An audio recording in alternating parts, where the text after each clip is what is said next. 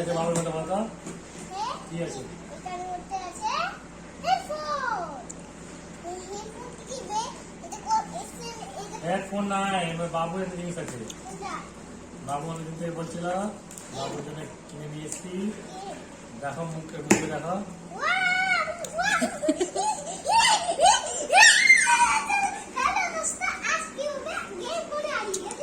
Ice cream. কোন game এসছে বাবা?